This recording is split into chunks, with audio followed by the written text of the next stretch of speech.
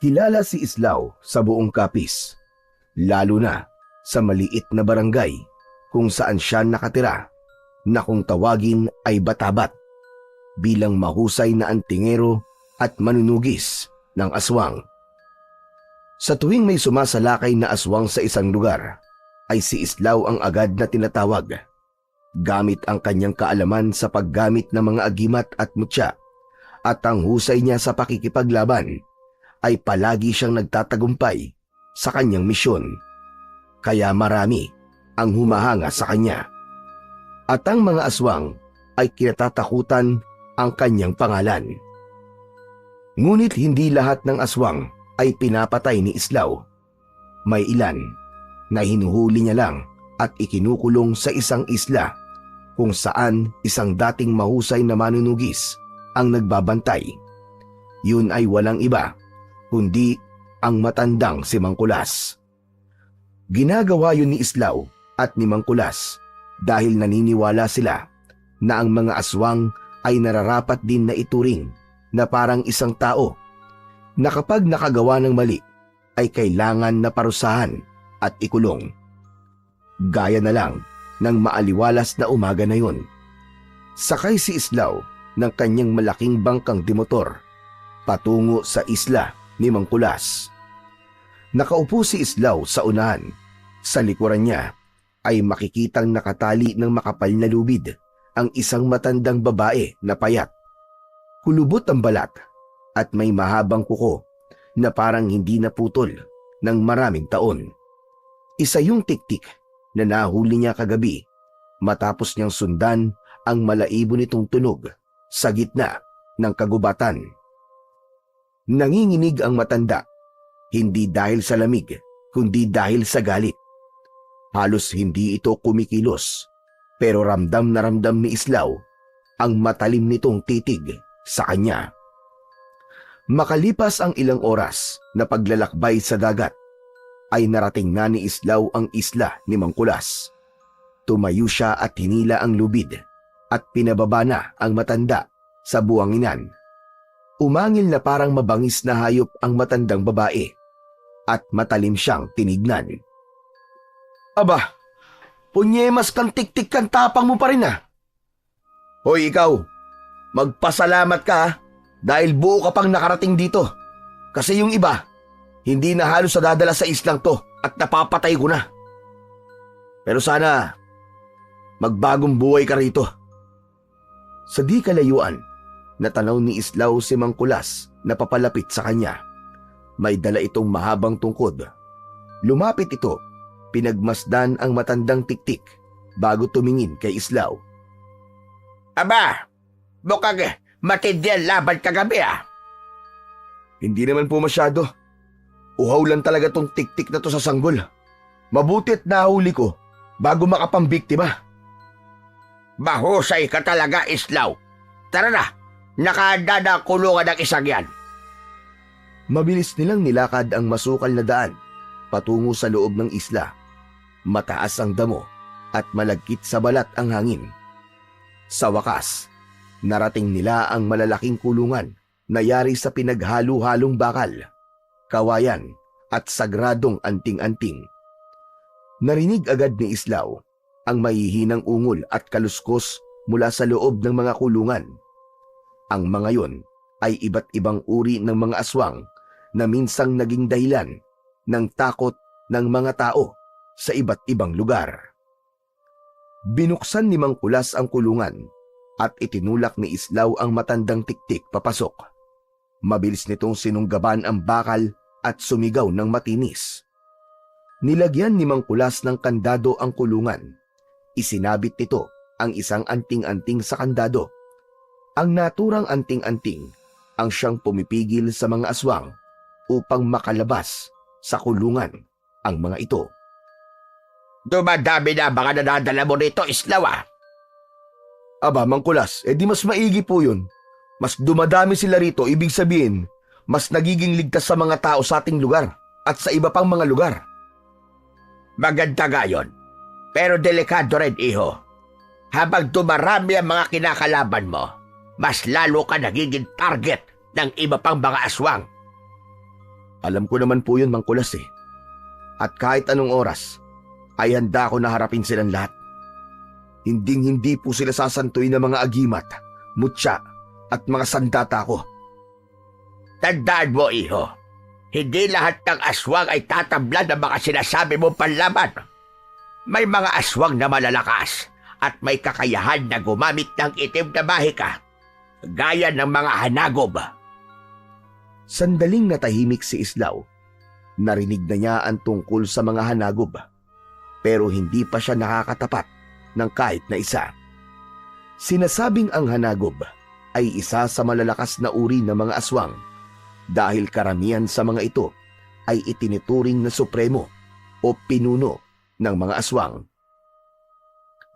Wala naman po sigurong pinagkaiba ang hanagob sa bangkilan maliban sa kanilang kasarian. Kung sakaling may makaharap ako na hanagob, sigurado ko na matatalo ko siya at madadala rito sa isla.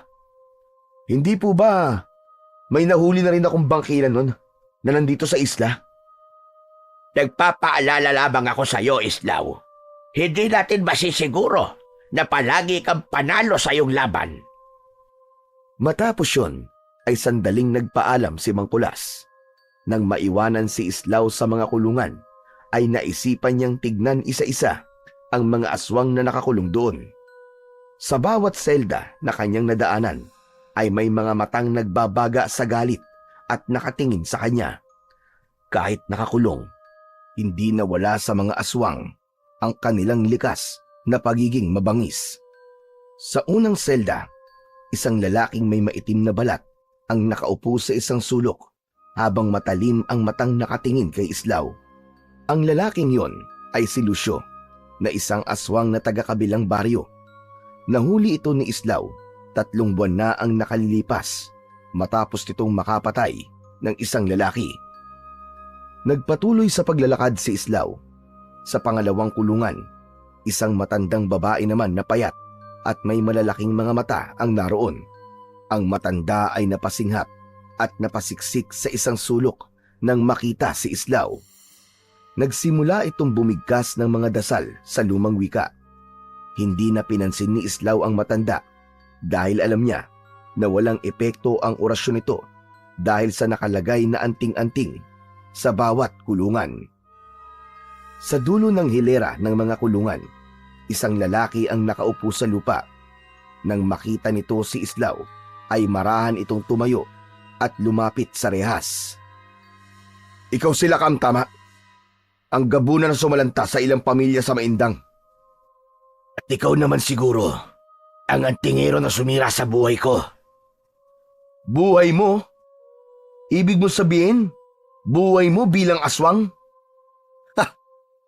Tiraulo ka rin, no? Kung hindi kita inuli, marami ka pang buhay na sisirain.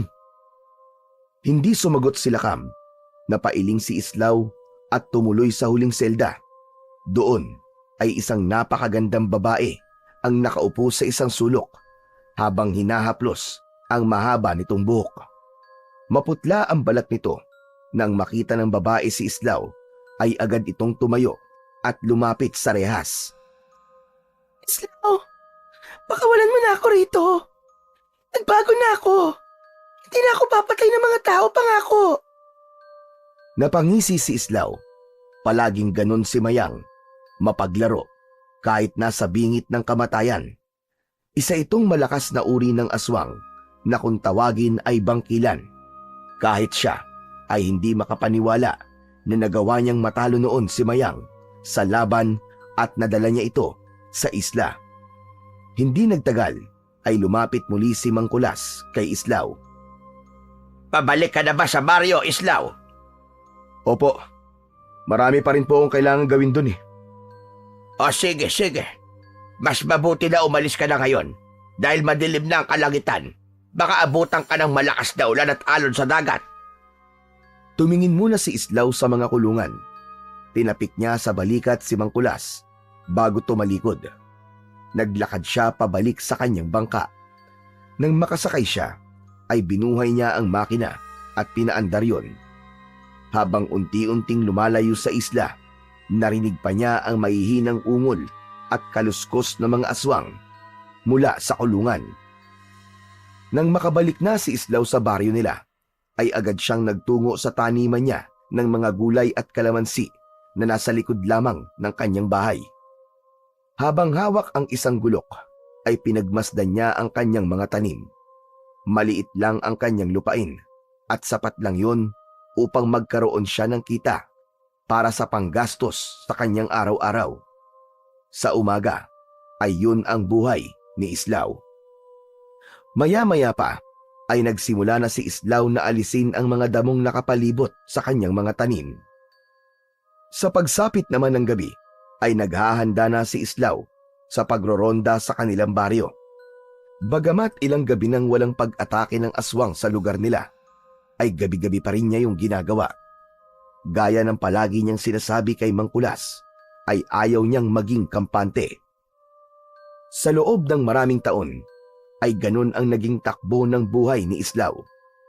Sa araw, tinututukan niya ang kanyang taniman, at sa gabi naman ay nanunugi siya ng mga aswang at nagroronda sa kanilang lugar. Ilang taon na rin ang nakararaan, pero naaalala pa rin ni Islaw ang gabi kung saan pinatay ng isang aswang ang kanyang asawa na si Celia.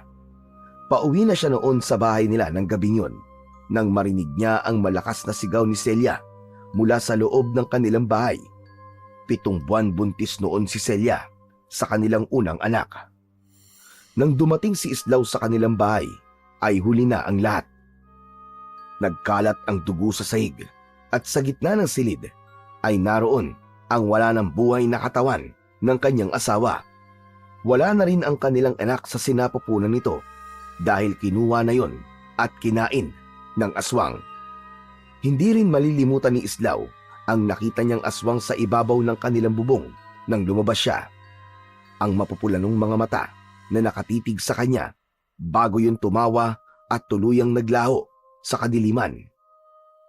Simula noon, isinumpa ni Islaw sa kanyang sarili na hindi niya nahahayaang mangyari yon sa iba pang tao. Ang pagkamatay ng kanyang asawa at anak ang tuluyang nagtulak sa kanya upang gamitin ang kanyang kaalaman upang labanan ang mga pesteng aswang. Makalipas ang ilang araw, ay muling bumiyahe si Islaw sakay ng kanyang bangka patungo sa isla ni Mang Kulas. May dala siyang mga kinatay na manok at karne ng baboy na siyang pinapakain nila sa mga aswang na nakakulong. Nang malapit na si Islaw sa Pangpang, ay natanaw niya kagad si Mang Kulas na hinihintay ang pagdating niya. Agad niyang itinali ang bangka at kinuha ang dala niyang mga pagkain para sa mga aswang. Mang Kulas, ito na po ang pagkain ng mga aswang. Abay, tabang-taba. Paubos na rin ang pagkain nila. Gutom na mga damotres. Baka magwala na naman ang ilan sa kanila. Sabay silang naglakad papunta sa mga kulungan. Lahat ng mga aswang ay nakatingin sa kanya ng masama. Alam ni Islaw na kung hindi lang dahil sa kulungan at anting-anting, ay matagal na siyang pinatay ng mga yon dahil siya ang dahilan ng pagkakakulong ng mga yon. Isa-isa nilang nilagay ang pagkain sa loob ng kulungan. Agad namang dinampot ng mga aswang ang inihagis nilang karne ng baboy at manok.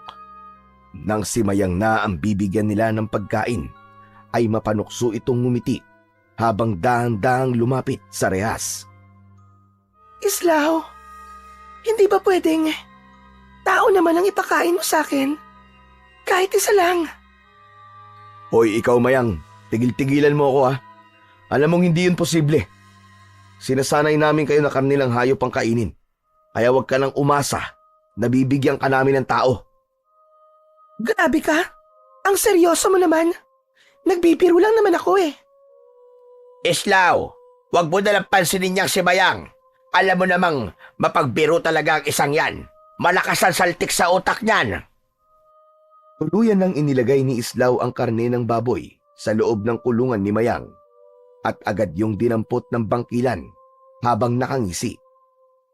Matapos na mabigyan ng pagkain ang lahat ng aswang, ay nagtungo na sina Islaw at Mang Kulas sa kubo na tirahan ni Mang Kulas sa isla Umupo sila sa sahig na gawa sa kawayan kung saan nakahain ang mainit na sabaw na kanina pa nakalapag, sinigang na baboy at inihaw na isda.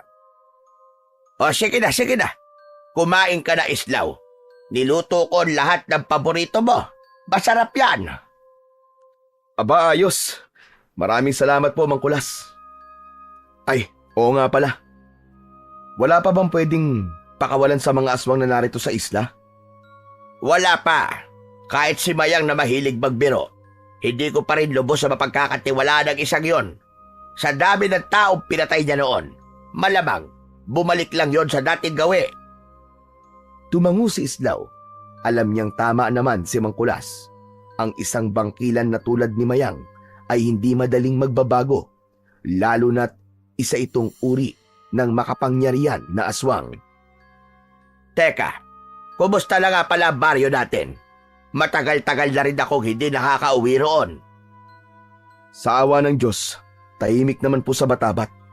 Matagal na po ang huling pag-atake ng aswang doon, Mang Kulas. Ay, salamat sa Diyos. Mabuti naman kung ganon.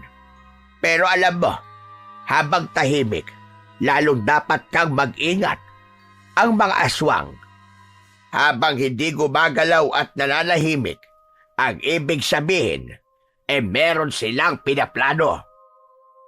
Nagpatuloy ang kanilang pag-uusap habang tinatapos ang kanilang tanghalian.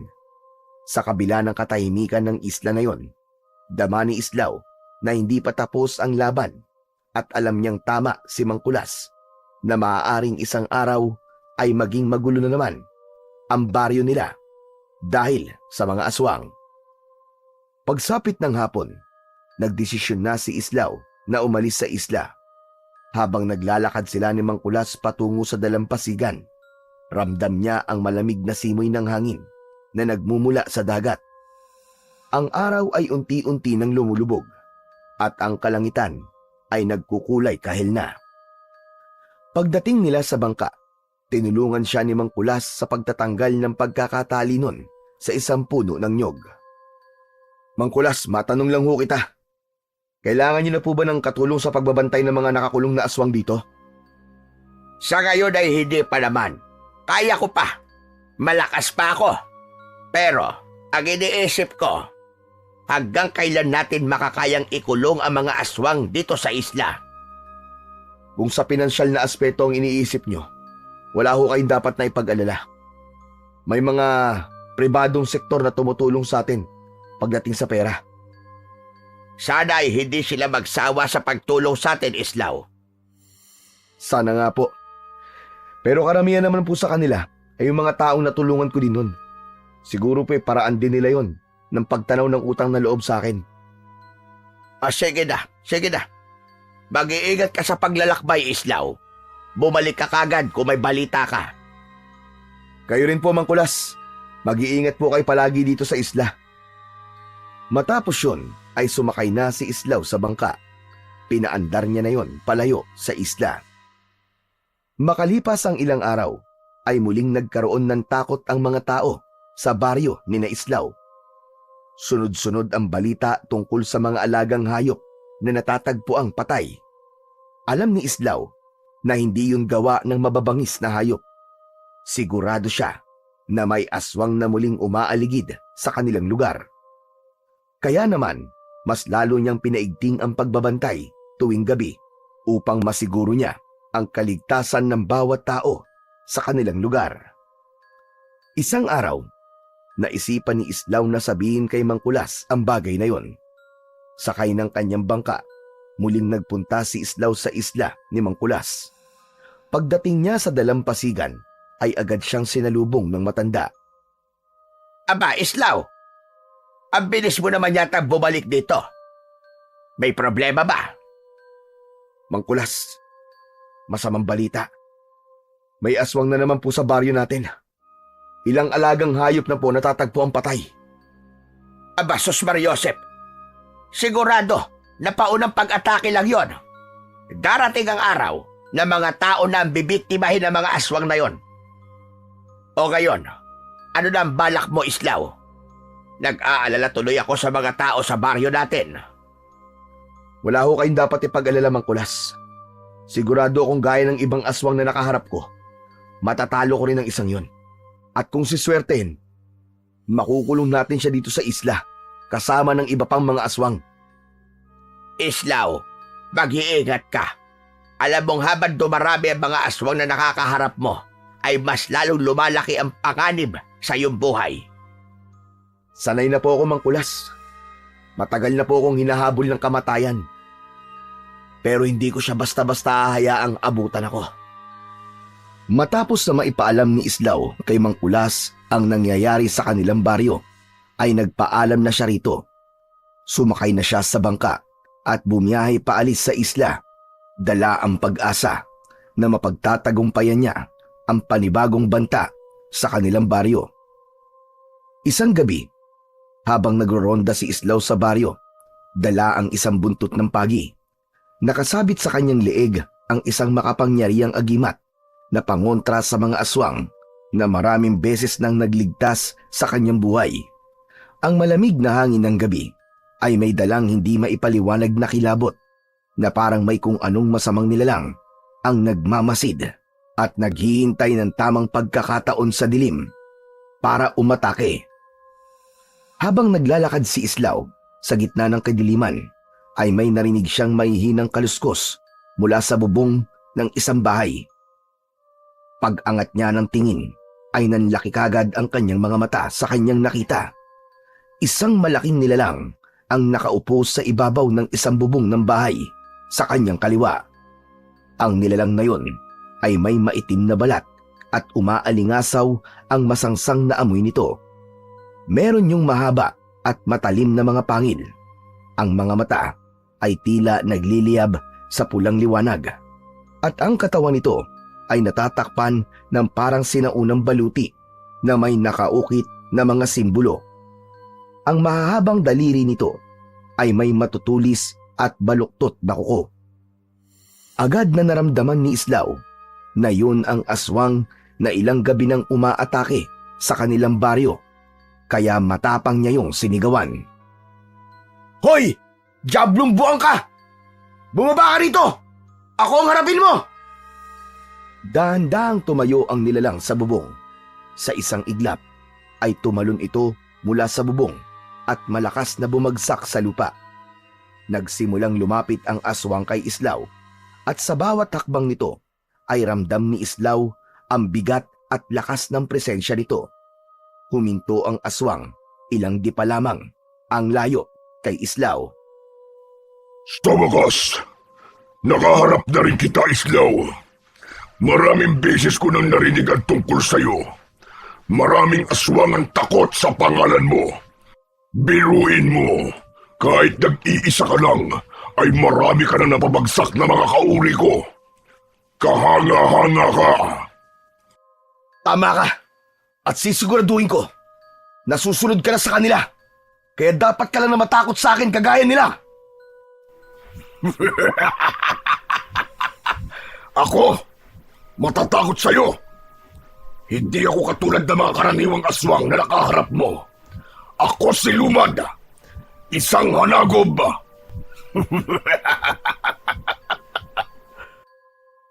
Saglit na nag-isip si Islaw. Alam niya na ang mga hanagob ay isang uri ng sinaunang aswang na mas malakas at mas makapangyarihan sa ibang uri ng aswang. Kung ang karaniwang aswang ay kayang patayin ng buntot ng pagi, ang mga hanagob ay ibang usapan. Masyado kang maraming sinasabi! Ang daldal mo! Papatayin na kita! Mabilis na inatake ni Islaw si Lumad. Buong lakas niyang hinataw si Lumad gamit ang buntot ng pagi. Pero laking gulat niya nang wala yun naging epekto kay Lumad. Parang tumama lang yun sa isang matigas na bato. Bago pa makalayo si Islaw, ay naagaw ni Lumad ang buntot ng pagi mula sa kanyang kamay. Isang iglap lang, gamit ang matatalim nitong kuko, pinutol nito ang sandata ni Islaw sa dalawa. Nanlaki ang mga mata ni Islaw sa pagkagimbal. Mabilis na kumilos si Lumad at hinablot nito ang agimat na nakasabit sa leeg ni Islaw at pinigayon sa malaki nitong palad. Nang ibuka ni Lumad ang palad nito, ay nalaglag mula roon ang pira-pirasong agimat ni Islaw. Bahagyang nakaramdam si Islaw ng kaba ng mga sandaling yun. Noon lang siya nakatagpo ng isang aswang na hindi tinatablan ng kanyang sandata. Bago pa siya makakilos, ay sinunggaban na siya ni Lumad. Natumba si Islaw sa lupa habang nakadagan sa kanya ang mabigat na katawan ng hanagob. Lumapit si Lumad sa kanyang muka. Inilabas nito ang mahaba nitong dila at dinilaan ang pisngi ni Islaw. Hindi pa ito tamang oras para sa ating tunay na laban. Pero tandaan mo ito. Kapag hindi ka tumigil sa pagtugis sa amin, Islaw, kamatayan ang naghihintay sa iyo at sa buong baryo na ito. Sa isang iglap, naglaho si Lumad sa dilim. Habol ang hininga na bumangon si Islaw mula sa lupa. Sinubukan niyang hanapin ang direksyon kung saan nagpunta ang hanagob, pero wala na ito. Napakuyom siya ng kanyang kamao. Sa unang pagkakataon, nakaharap siya ng isang kalabang hindi niya basta-basta matatalo. Matapos makaharap ni Islaw si Lumad sa unang pagkakataon, ay umuwi na siya sa kanyang bahay. Naupo siya sa gilid ng papag habang habol pa rin ang kanyang hininga. Ramdam niya ang kirot sa kanyang katawan mula sa pagbagsak sa lupa. Ngunit hindi yun ang nasa utak niya, kundi ang katotohanang nakaharap niya, ang isang aswang na maaaring pinakamalakas sa nakaharap niya. Nakapagtataka talaga. Paano niya nasira ang aking buntot ng pagi at ang pinakamakapangyarihang agimat laban sa aswang? Napalunok si Islaw. Hindi siya makapaniwala na wala na ang agimat niya na yun. Ang proteksyon na matagal nang gumabay sa kanya ay wala na. Marahang tumayo si Islaw at kinuha ang isang lumang baul sa ilalim ng kanyang papag. Binuksan niya yon at bumungad sa kanya ang iba't ibang agimat at mutya na kanyang naipon sa mahabang panahon. Ang mga yon ay minsan nang nagligtas sa kanya mula sa iba't ibang uri ng mga aswang. Isa-isa niyang kinuha ang kanyang mga lumang agimat at mutya. Kumpara sa nasirang agimat ni Lumad, ay may hinang klase ng agimat at mutya ang lahat ng nasa baul na yon. Kung walang naging laban ang pinakamalakas niyang agimat, ay sigurado siya na walang kalaban-laban ang mga agimat at mutya na meron pa siya. Napabuntong hininga si Islaw at napaupo sa tabi ng baul. Ngayon lang siya nakaramdam ng ganong pakiramdam na parang wala na siyang pag-asa. Lalo na't hindi lang sarili niya ang iniisip niya, kundi ang buong baryo Batabat. Sigurado siya na hindi lang siya ang nasa panganib. Lahat ng tao sa baryo ay maaaring maging biktima ni Lumad. Hindi ako maaaring maging ganito. Kailangan kong makahanap ng paraan para talunin siya. Kailangan kong makahanap ng mas makapangyarihang panlaban kay Lumad. Naisa po ni Islaw ang mga palad niya sa kanyang muka. Bahagyang sumakit ang ulo niya sa pag-iisip kung paano ba niya matatalo ang isang hanagob na gaya ni Lumad. Nang sumunod na araw ay nagtungo si Islaw sa isla ni Mangkulas, sakay ng kanyang bangka. Tahimik ang paligid ng mga araw na yon, maliban sa tunog ng mga alon na humahalik sa dalampasigan. Habang palapit siya sa maliit na kubo kung saan nakatira si Mangkulas, ay hindi niya maiwasang muling balikan sa isip niya ang naging laban niya kay Lumad. Naabutan niya si Mangkulas na nagluluto sa labas ng kubo. Nang makita siya nito, ay agad siya nitong sinalubong. "Magandang araw po sa inyo, Mangkulas." Aba, Islaw, ikaw pala. Abay, napadalaw ka. Akala ko ba abala ka sa pagbabantay sa baryo? Mangkulas, may gusto po sana akong sabihin sa inyo. Maaari po ba tayo maglakad-lakad? Sandali lang. Bukang seryoso yung sasabihin mo O tara, maglakad-lakad tayo. Nagsimulang maglakad ang dalawa hanggang sa huminto sila sa harapan ng mga kulungan ng mga aswang. Ano pala sasabihin mo sa akin, Islaw? Mangkulas, hindi kayo maniniwala. May nakaengkwentro kong aswang at hindi siya basta-basta mangkulas. Ano ka mo? Aba, seryoso nga yan. Anong klaseng aswang? Hanagob. Isang hanagob po na nagngangalang Lumad. Biglang napatingin si Mangkulas kay Islaw. Agad na napansin ni Islaw ang kakaibang takot sa mukha ng matanda. Si Lumad? Sigurado ka bang yun ang pangalan ng hanagob na nakaharap mo? Opo, siya mismo nagsabi sa akin ng pangalan niya. Napakalakas po niya, Mangkulas. Hindi siya tinablan ng buntot ng pagi ko. Sinira niya ang pinakamalakas kong agimat. Pakiramdam ko po, wala akong laban sa kanya. Islaw, si Lumad ay hindi pangkaraniwang hanagob.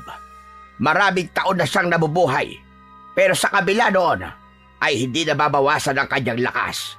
Mas lalo pa siyang lumalakas sa bawat panahong lumilipas. Mula sa isa sa mga kulungan ay may isang boses na biglang sumabat.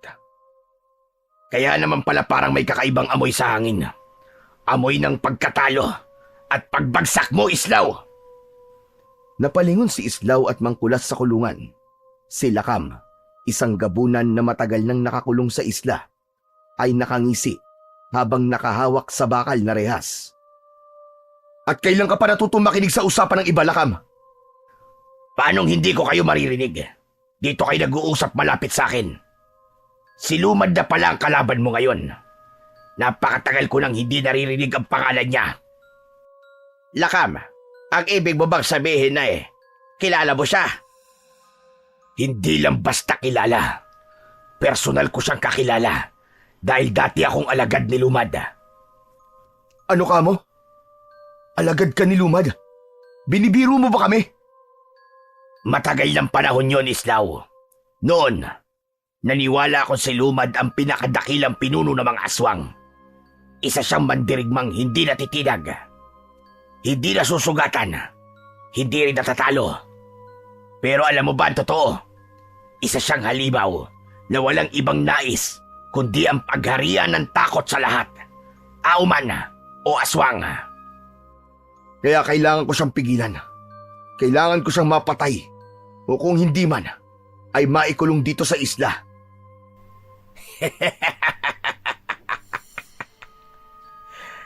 Pabihira ka. Hindi mo siya mapipigilan, Islaw. Wala kang laban kay Lumad. Kahit anong agimat, mutya o sandatang gamitin mo laban sa kanya, hinding-hindi mo siya mapapatay.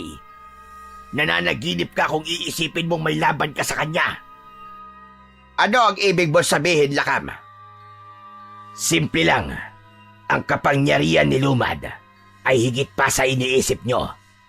Hindi siya tulad ng mga aswang na nakalaban mo noon, Islaw. Ang lakas niya ay hindi lang galing sa kanyang katawan, kundi sa bagay na hindi mo basta masisira. Ano yun, Lakam? Sabihin mo. Ang kanyang kaluluwa. Hindi mo siya matatalo nang hindi mo nasisira ang mismong diwa niya.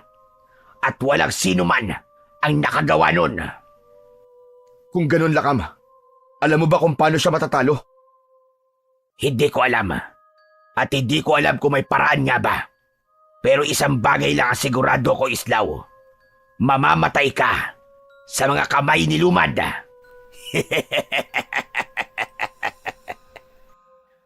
Hindi natinag si Islaw sa mga sinabi ni Lakam sa kanya. Sa halip, maigpit niyang tinitigan ang nakakulong na gabunan.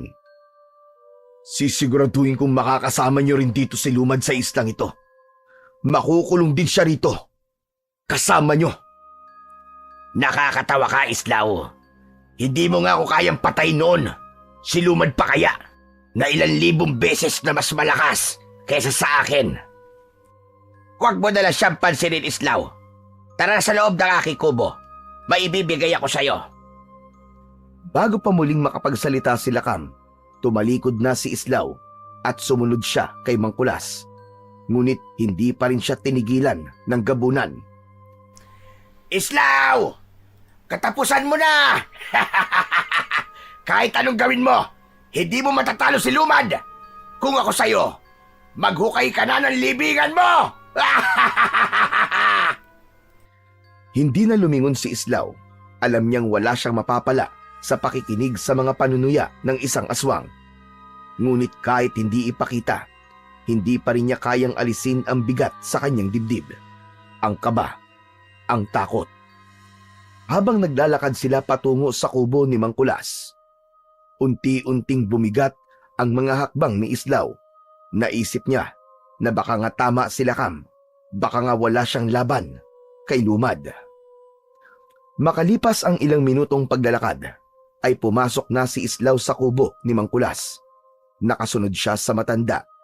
Tahimik na kinuha ni Mang Kulas ang isang maliit na kahon mula sa isang lumang baul. Humarap ito kay Islaw at marahan nito yung binuksan. At mula roon ay inilabas nito ang isang kwintas na may mutya na sa unang tingin pa lang ay alam na ni Islaw na gawa mula sa isang uri ng matigas na kahoy. Napatingin si Islaw sa kwintas nang may halong pagtataka. Ano po yan, Mang Kulas? Mukhang kakaibang mutya po yan ah. Ngayon lang po ako nakakita ng ganyang mutya. Ito ang mutya ng balete. Ipinagkaloob ito sa akin ng isang diwending itim na nakatira sa isang matandang puno ng balete. Isang beses ko lang itong ginamit noon. Noong hinarap ko ang isang pinuno ng mga aswang. Napatingin si Islaw kay Mang Kulas at naghintay siya ng karagdagang paliwanag. Malalim ang tingin ng matanda na para bang binabalikan nito ang isang mapait na nakaraan. Napakalakas ng mutya ng balete, Islaw. Lalo na kapag ginagamit laban sa aswang. Pero sa kasamaang palad, hindi ko kinaya ang kapangyarihan nito noon at muntik na ako mamatay. Mang Kulas, bakit niyo po sinasabi sa akin yan ngayon? Dahil nais kong ipasa ito sa'yo. Naniniwala ko na ang mutyang ito ang makakatalo kay Lumad. Pero mag-iingat ka, Islaw. Napakalakas ng mutya na ito. Hindi lang ang kalaban mo maaaring mapahamak, kundi pati ikaw na rin mismo. Napatingin si Islaw sa mutya. Alam niyang isang napakalaking panganib ang kanyang kinakaharap kay Lumad. Wala siyang ibang sandata na maaaring tumalo sa halimaw na yon. At sa tingin niya ay ang mutya ng balete na lamang ang tangi niyang pag-asa. Pero Kulas, may tiwala ako sa iyo. Napakalaki. Sa tapang at lakas mo. Naniniwala akong magagamit mo ito ng tama. Heto, sige. Kunin mo to, Islaw. Ikaw na ang bagong may-ari niyan. Walang pagdadalawang isip na kinuha ni Islaw ang mutya at isinuot yun sa kanyang leeg. Ramdam niya kagad ang kakaibang bigat at init na bumalot sa kanyang katawan matapos yung dumikit sa kanyang balat. Mang Kulas, maraming salamat po. Mukhang ito na po ang pag-asa natin para matalo ang halimaw na si Lumad. Tandaan mo ito, Islaw. Huwag mong hahayaan lamunin ka ng lakas ng mutya na yan. At may isang paraan para mas mapalakas mo ang mutyang yan, Islaw. Ano pong paraan niyo, Mang Kulas? Kailangan dasalan mo ito habang bilog ang buwan. Hindi basta-bastang dasal, Islaw. Kailangan mong bigkasin ang sinaunang dasal na ito. Mula sa kahon ay inilabas ni Mang Kulas ang isang luma at medyo lukot na papel. Iniabot nito yon kay Islaw. Agad yung kinuha ni Islaw at binasa ang nakasulat doon. Mga salitang Latin ang naroon. Mang Kulas, ano pong ibig sabihin ng dasal na ito? Panawagan at dasal yan sa espiritu ng balete. Kung maayos mo mabibigkas ang mga yan kapag bilog ang buwan, ay mas lalakas panigurado ang mutya na yan. Tahimik na pinagmasdan ni Islaw ang kapirasong papel. Hindi na siya nagdalawang isip. Alam niyang hindi madali ang laban na haharapin niya at kailangan niya ng panibagong paraan upang labanan si Lumad. Maraming salamat po sa inyo, Mang Kulas. Pangako po, Sa susunod na paghaharap namin ni Lumad, ay matatalo ko na siya. Sisiguraduhin kong hindi magtatagal ay magiging malaya na ulit ang baryo natin sa takot sa kanya. Tumango si Mang Kulas kay Islaw, sa kamarahang inilagay ang kamay sa ibabaw ng ulo nito. Binabasbasan kita, Islaw. Naway gabayan ka ng espiritu ng balete at ng ating poong may kapal. Mas lalong lumakas ang loob ni Islaw sa basbas na ibinigay sa kanya ni Mang Kulas. Dahil nasa kanya na ang mutya ng balete, ay mas handa na siyang harapin ang pinakamalaking laban niya sa kanyang buhay. Matyagang naghintay si Islaw sa pagbilog ng buwan, at nang dumating na nga ang gabing yon, ay lumabas siya ng kanyang bahay. Nagtungo siya sa likod ng bahay niya habang nakasabit sa kanyang leeg ang mutya ng balete. Hawak niya ang lukot na papel na ibinigay sa kanya ni Mang Kulas, kung saan nakasulat ang dasal na kailangan niyang bigkasin upang mapalakas niya ang mutya ng balete. Hinawakan ni Islaw ang mutya na nakasabit sa kanyang leeg. Ramdam niya ang bahagyang pag-init noon. Huminga siya ng malalim bago tuluyang binasa ang dasal. Spiritus veres oditeme vertutem tu amrogo robur lux noctis lunavim corpus imple potensya. Matatag at buo ang boses ni Islaw nang basahin niya ang dasal na nasa papel. Kasunod nun ay biglang lumakas ang hangin sa paligid. Narinig niya ang pagaspas ng mga dahon sa puno sa paligid. Sa isang iglap, isang matinding enerhiya ang bumalot sa kanyang buong katawan. Para yung apoy na dumaloy sa kanyang mga ugat. Pakiramdam niya ay sumasabog ang kanyang mga kalamnan at naglalagablab ang kanyang dugo. Napahawak si Islaw sa kanyang dibdib. Napapikit siya at napasigaw sa sobrang sakit. Nagsimula ng dumilim ang kanyang paningin. Ang bilog na buwan sa itaas ay biglang lumabo. Napaluhod na si Islaw at bumagsak siya sa lupa nang walang malay. Umaga na nang magkamalay si Islaw. Ramdam niya ang init ng sikat ng araw na tumatama sa kanyang balat. Nakahiga pa rin siya sa malamig na lupa. Ngunit sa halip na pangihina ang maramdaman, isang kakaibang sigla ang dumadaloy sa kanyang katawan. Dahan-dahan siyang tumayo. Inasahan niyang mangangatog ang kanyang mga tuhod o kaya naman ay mabibigitan siya sa sariling katawan. Ngunit hindi nangyari yun. Pakiramdam niya ay napakagaan ng kanyang katawan na parang kaya niyang lumaban nang hindi napapagod. Hinawakan ni Islaw ang mutya ng balete. Nung una ay nagtaka siya dahil nawala ito sa kanyang leeg. Ngunit napagtanto niyang tinanggap siya ng mutya. Hindi siya itinaboy nito tulad ng nangyari kay Mang Kulas noon. Ibig sabihin, siya ang itinadahanang gumamit noon. Simula noon, mas lumakas na ang loob ni Islaw sa tuwing nagroronda siya tuwing gabi. Bit-bit ang kanyang itak ay tinatahak niya ang madidilim na eskinita, ang masukal na kakahuyan at ang mga bakanting lote sa kanilang baryo. Alam niyang hindi na siya basta-basta matatalo ni Lumad sa sandaling muli silang magkaharap. Ngunit sa kabila ng kanyang paghahanap, hindi na muling nagpakita pa si Lumad. Para bang nagtatago na ito sa kanya. Ngunit sa kabila noon, hindi pa rin nahinto ang mga natatagpo ang patay na hayop sa kanilang lugar. Mas dumadalas pa ngayon, mga baka, baboy, aso, lahat ng halos ay natatagpuan sa umaga na wala ng lamang loob. Hanggang sa dumating ang pinakakinatatakutan ni Islaw. Hindi na lang hayop ang pinatay ni Lumad. Mismong mga tao na ang nagiging biktima nito. Sunod-sunod ang pagkawala ng mga residente sa baryo Batabat. Una, isang lalaking estudyante. Sumunod ay isang magsasaka. At nang matagpuan ang katawan ng isang ginang sa may ilog, ay gutay-gutay na yon at wala na ang mga lamang loob. Dahil doon, mas lalong naging determinado si Islaw na mahanap at matapos ang kasamaan ni Lumad bago pa madagdagan ang mga buhay na kinukuha nito. Sa bawat gabing lumilipas, patuloy pa rin ang pagroronda ni Islaw sa kanilang baryo.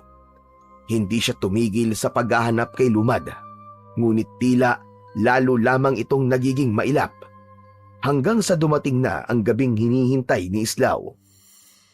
Habang naghahanda si Islaw para sa kanyang pagroronda, ay isang malamig at nakakapangilabot na tinig ang narinig niya mula sa labas ng kanyang bahay. Natigilan siya nang marinig ang boses ni Lumad na tinatawag ang kanyang pangalan.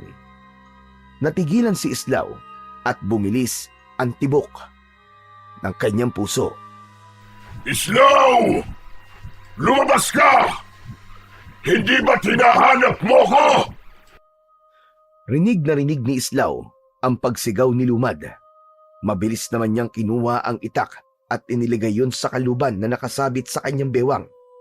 Mas naramdaman niya ang init ng mutya ng balete na nasa loob ng kanyang katawan.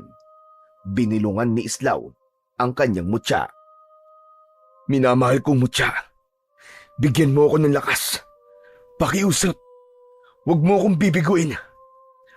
Matapos yun, ay humugot ng malalim na paghinga si Islaw at marahan niyang binuksan ang pinto. Paglabas niya, ay tumambad sa kanya si Lumad na nakatayo sa loob ng kanyang bakuran. Uy! Long time no see ah! Sa wakas, nagpakita ka na rin sa akin, Lumad.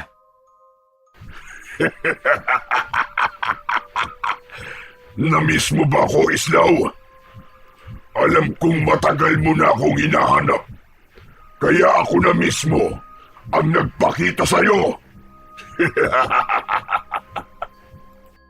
Mabilis na hinawakan ni Islaw ang kanyang itak sa kanyang bewang at lumapit ng bahagya kay Lumad. Alam kong minamaliit mo ko, Lumad, pero hindi ako papayag na ikaw ang maghari sa baryong ito. Tatapusin ko na ang kasamaan mo ngayong gabi. Nararamdaman ko ang kakaibang enerhiya sa loob mo, Islaw. Ang mutya ng balete. Hindi ako maaaring magkamali. Isa yung makapangyarihang mutya. Bakit? Natatakot ka ba na may panibago na naman akong mutya na magagamit ko para talunin ka? Huwag kang masyadong mayabang, Islaw. Mas maganda nga yan upang mas maging kapanapanabik ang magiging laban nating dalawa. Napakuyom ng kamao si Islaw at hindi na siya nagpatumpik-tumpik pa. Mabilis siyang sumugod kay Lumad habang sumisigaw. Isang malakas na sipa ang pinakawalan ni Islaw na tumama sa tiyan ni Lumad. Napaatras ito at nakita niya sa mukha nito na hindi nito inaasahan ang bilis ng kilos niya. Sinundan pa niya yon ng isang suntok sa panga na nagpayanig sa katawan ng kanyang kalaban. Hinugot ni Islaw ang kanyang itak at buong puwersang tinaga niya si Lumad, ngunit mabilis na umatras si Lumad. Tumalon si Islaw patungo kay Lumad at bumaon ang talim ng itak sa kaliwang balikat nito. Napaatras si Lumad habang mahigpit na hawak ang sugatang bahagi ng katawan nito. Napatingin ito kay Islaw at kita sa mukha nito ang bahagyang pagkagulat. Nagliyab sa galit ang mga mata ni Islaw. Alam niyang yun na ang tamang pagkakataon upang tapusin ang halimaw na pumatay sa maraming tao sa kanilang baryo. Muli siyang sumugod habang ramdam na ramdam niya ang naglalagablab na lakas ng mutya sa loob ng kanyang katawan. Ngunit sa isang iglap, biglang naglaho si Lumad. Ano? Nasaan siya? Lumad! Nasaan ka? Magpakita ka sa akin, duwag! Nagulat si Islaw nang may naramdaman siyang kamay na mahigpit na sumunggab sa kanyang braso. Napakurap siya at sa isang iglap ay nasa tabi na niya si Lumad. Mariin itong pinisil ang kamay niya na naging dahilan upang mabitiwan niya ang kanyang itak. Bago pa siya makapalag, ay bumaon na ang matatalim na kuko ni Lumad sa kanyang tagiliran. Napasigaw sa labis na sakit si Islaw. Naramdaman niya ang mainit na dugong bumalong mula sa kanyang sugat. Bago pa siya makarecover, ay sunod-sunod na pag-atake ang ibinigay ni Lumad sa kanya. Kinagat siya nito sa kanyang braso, hita at kinalmot siya sa kanyang dibdib. Duguan na bumagsak si Islaw sa lupa.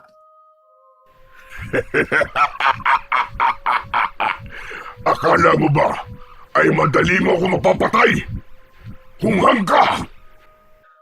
Pinilit ni Islaw na bumangon, ngunit bago pa siya makagalaw, isang malakas na sipa sa sikmura ang muling nagpabagsak sa kanya sa lupa. Basang-basa na siya ng sariling pawis at dugo. Halos hindi niya na maigalaw ang kanyang mga braso at binti. Ang ngutya ng balete sa kanyang loob ay tila hindi sapat upang palakasin pa siya dahil sa dami ng kanyang sugat. Nakita ni Islaw na naglakad palapit si Lumad. Mabagal ang bawat takbang nito na tila ninanamnam ang sandali ng pagkatalo ni Islaw. Huminto si Lumad sa tabi ni Islaw at tinignan siya nito na para bang isa siyang walang kwentang bagay. Tumingin ka sa paligid mo, Islaw. Tumingin ka para makita mo ang mga taong binigo mo.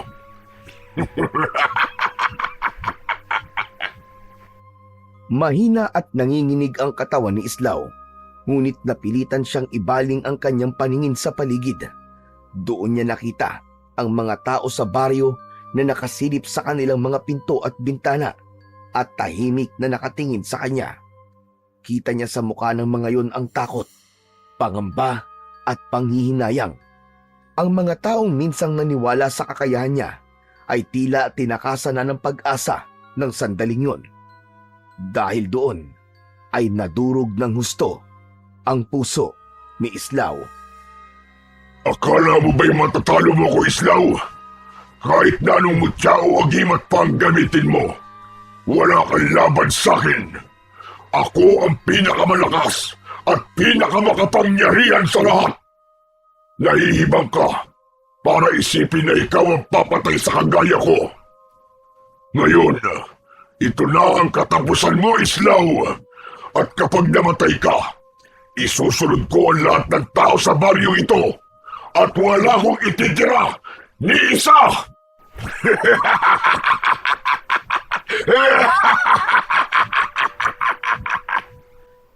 Napapikit si Islaw. Alam niyang hindi niya na kayang lumaban pa. Wala na siyang lakas na natitira. Nakikiusap ako sa'yo. Ako na lang ang patayin mo, Lumad. Huwag mo nang idamay pa ang mga tao rito. Muling lumakas ang halakhak ni Lumad. Yumuko ito at marahang inilapit nito ang matutulis nitong mga kuko sa leeg niya. Ngunit bago pa siya mapatay ni Lumad, ay nagulantang si Islaw sa biglang pagdating ni Mang Kulas. Lumad! Ako ang harapin mo! Napaangat ng tingin si Lumad kay Mang Kulas. Isang kulay itim na pulbos ang isinaboy nito sa mukha ni Lumad. Sa isang iglap, napaatras si Lumad at napasigaw ng malakas dahil sa sobrang sakit. Pilit na inalis ni Lumad ang pulbos sa mukha nito. Hayop ka! Magbabalik ako, Islaw. At sa susunod na pagkikita natin, sisiguraduhin kong mapapatay na kita! Mabilis na tumakbo si Lumad papalayo hanggang sa naglaho na ito sa kadiliman. Naiwan naman si Islaw na nakahandusay sa lupa habang habol ang sariling hininga. Nanginginig ang kanyang katawan, ngunit naramdaman niya ang init ng kamay ni Mang Kulas sa kanyang balikat. Huwag kang susuko, iho. Hindi pa tapos ang laban mo. Hindi ka pa pwedeng mawala. Mang Kulas, salamat at dumating ka. Akala ko katapusan ko na. Pero ano ba yung pulbos na ginamit mo? Bakit umatras si Lumad? Abo yun ang buto ng isang gamunan. Malakas na pangontra sa mga katulad ni Lumad. Pero, yun na ang huling meron ako. At panandalian lamang ang epekto nun sa kanya. Dapat pala, hindi mo na ginamit yun. Baka mas kailangan mo pa yun sa ibang laban, Mangkulas. Huwag mo nang isipin yun, Islaw. Ang importante ngayon ay buhay ka pa. Halika, kailangan magamot natin ang mga sugat mo. Inalalayan ni Mangkulas si Islaw upang makatayo. Napangiwi siya sa sakit ng kanyang mga sugat. Nang tuluyan siyang nakatayo, ay muli niyang napansin ang mga tao sa paligid na nakasilip pa rin sa kanika nilang mga bintana at pinto. Ngunit hindi tulad kanina natakot ang nasa muka ng mga yon. Dahil ng sandaling yon, ay nakita ni Islaw ang pagkadismaya sa muka ng lahat ng taong nakatingin sa kanya. Ibinaba ni Islaw ang kanyang tingin. Hindi niya magawang tignan ang mga mata ng mga taong minsan niyang pinangakuan na kaya niyang protektahan. Alam niyang nabigo siya na tuparin ang pangako na yon sa gabing yon. Tahimik siyang sumunod kay Mangkulas, papasok sa bahay niya. Nang makarating sila sa loob, ay agad na nilinis ni Mangkulas ang lahat ng sugat ni Islaw. Mabuti na lang at pinakinggan ko ang kutob ko. Kaya umalis ako ng isla at pinuntahan ka rito. Mangkulas, paano po mga nakakulong na aswang sa isla? Walang bantay ang mga yon. Huwag kang mag-alala.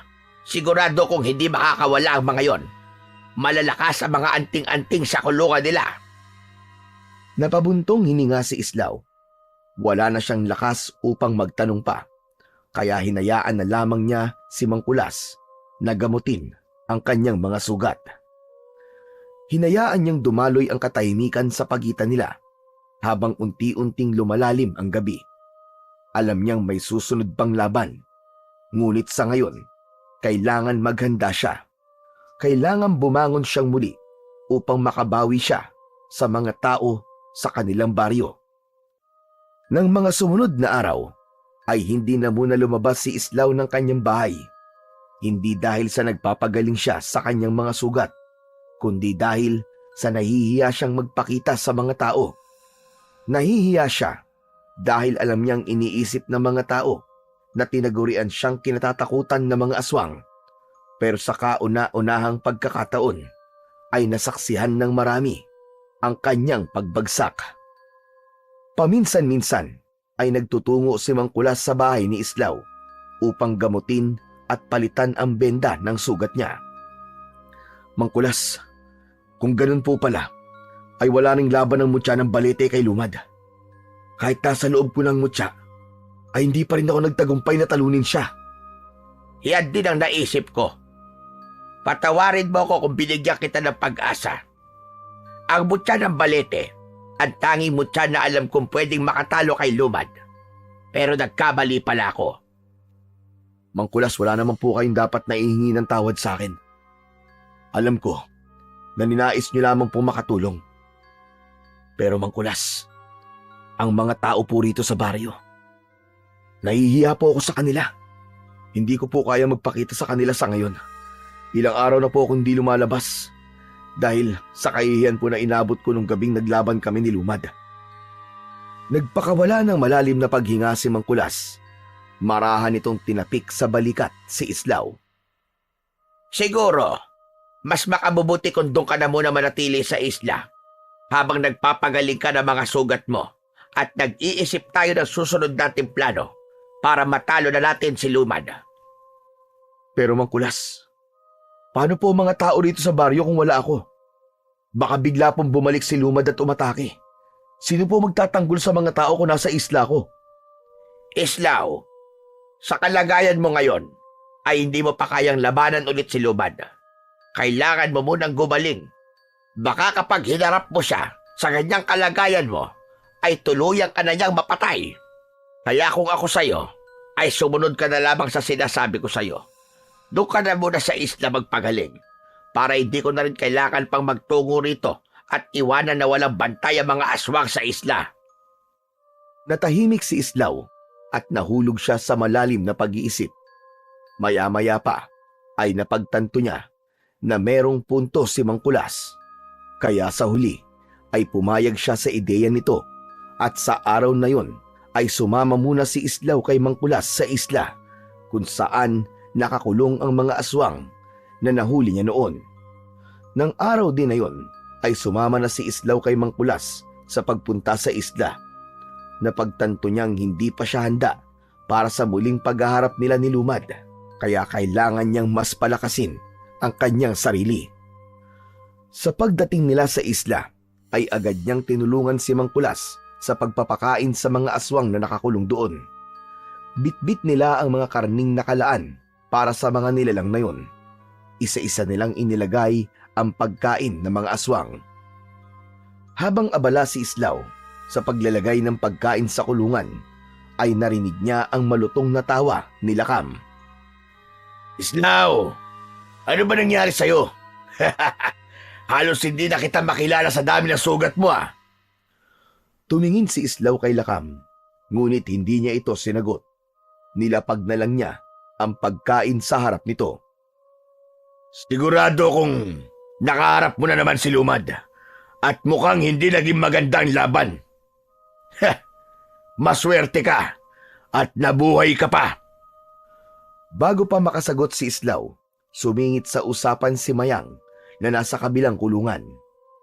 Ano? Totoo bang nakalaban mo si Lumad, Islaw? Oo, Mayang. Nagkaharap kami. Pero sa susunod, sisiguraduhin ko matatalo ko na siya. Huwag kang mangarap na mataas, Islaw. Hindi mo matatalo si Lumad. Sigurado ko na sa susunod na paghaharap nyo ay mapapatay ka na niya. Kaya kung mahal mo pa ang buhay mo, magtago ka na lang sa islang to habang buhay. Kasama namin! Huwag ka naman magsalita ng ganyan, Lakam. Tandaan mong, kung hindi dahil kay Islaw, wala tayong makakain dito. Mag-isip-isip ka nga, Mayang. Pinapakain nila tayo rito para mas matagal tayo mabuhay at maging matagal ang paghihirap natin dito. Hindi na pinansin ni Islaw ang mga sinabi ni Lakam. Alam niyang hindi nito lubos na nauunawaan ang laban nila ni Lumad. Sa bawat araw na lumilipas, ay unti-unting bumubuti ang kalagayan ni Islaw sa isla ni Mangkulas.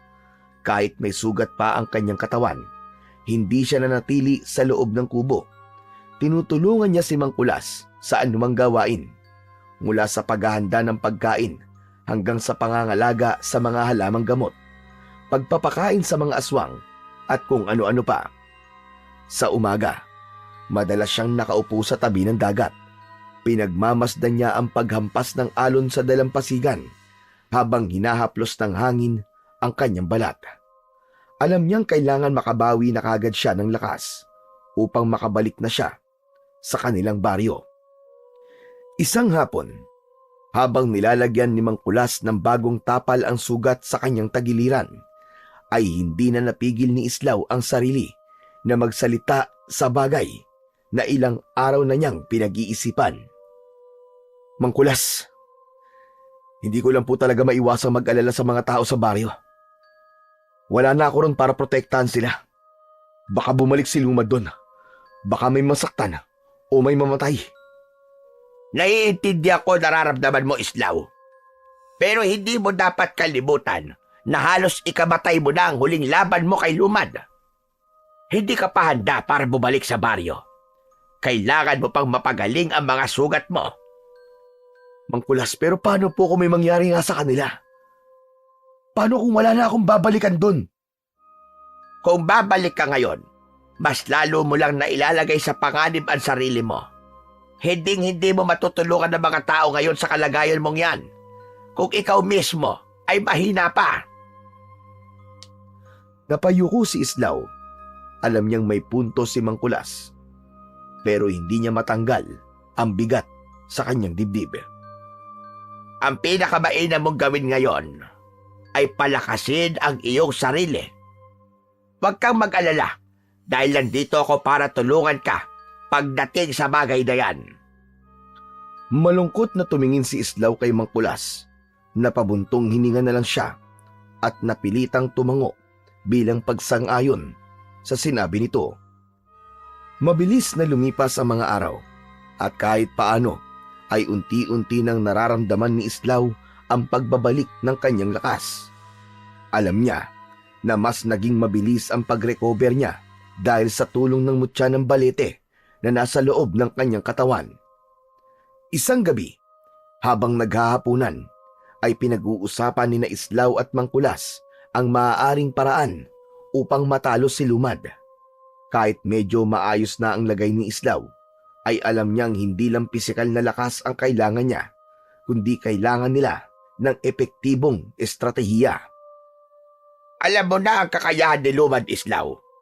Hindi siya pangkaraniwang aswang.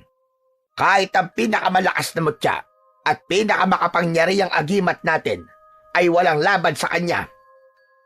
Kaya nga ho, Mangkulas, kahit pag ginamit mo na ang abo ng buto ng isang gabunan, ay hindi siya nagkaroon ng matinding pinsala. Napabuntong hininga si Islaw. Ilang saglit silang nanatiling tahimik at parehong nag-isip ng maaari nilang gawin.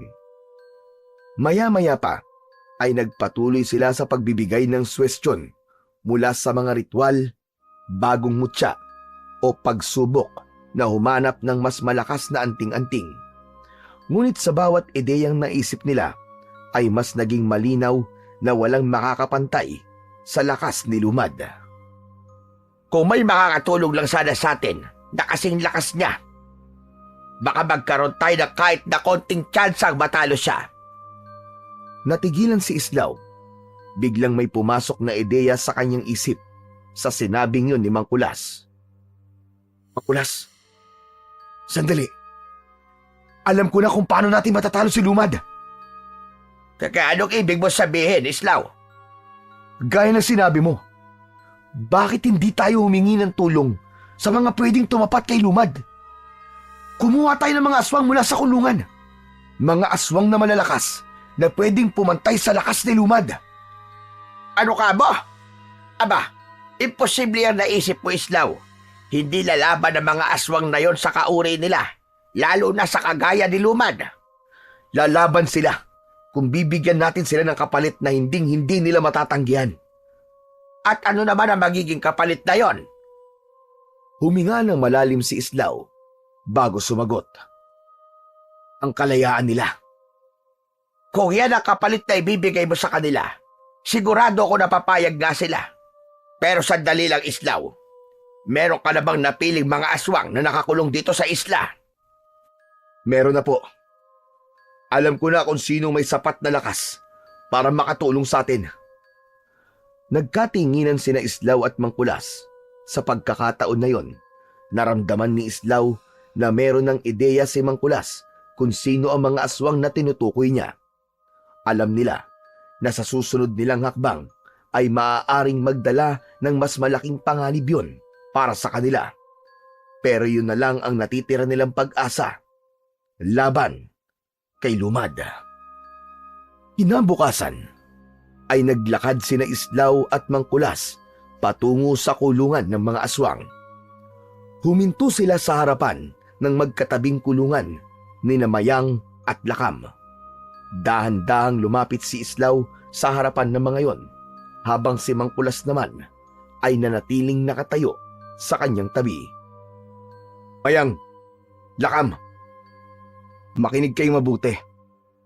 May iaalok kami sa inyo ni Mangkulas. Isang bagay na sigurado ko magugustuhan nyo at hindi nyo matatanggihan. Kung gagawin nyong ipapagawa namin, ang kapalit ay ang inyong panghabang buhay na kalayaan. Nagliwanag ang mukha ni Mayang sa narinig. Ano ka mo? Kalayaan? Mukhang maganda yan ah. Ano bang ipapagawa niyo sa amin, Islaw? Huwag ka magpalinlang, Mayang. Sigurado kung hindi natin sila mapagkakatiwalaan. Malamang, isa lang itong paraan nila. Nalinlangin tayo. Hayaan mo muna magsalita si Islaw, Lakam. Pakinggan mo muna siya bago ka magsalita ng kung ano-ano. Huminga ng malalim si Islaw bago nagpatuloy sa pagsasalita. Ang totoo niyan, kailangan namin kayo. Gusto naming tulungan niyo kami ni Mangkulas sa laban namin kay Lumad. Naniniwala ako na kung pagsasamahin natin ang ating lakas at kakayahan, magagawa nating talunin si Lumad. Mukhang tinanggap mo na, Islaw, na hindi mo kaya si Lumad. Kaya kahit sa kauri niya, ay napipilitan ka ng humingi ng tulong. Oo, tama ka. Inaamin kong hindi ko nga kayang talunin si Lumad na mag-isa.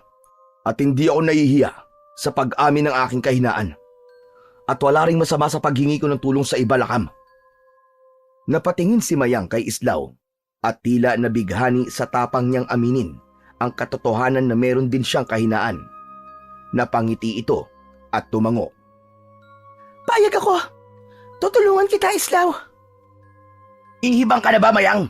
Siguradong papatayin ka ni Lumad. Oo, malakas tayo.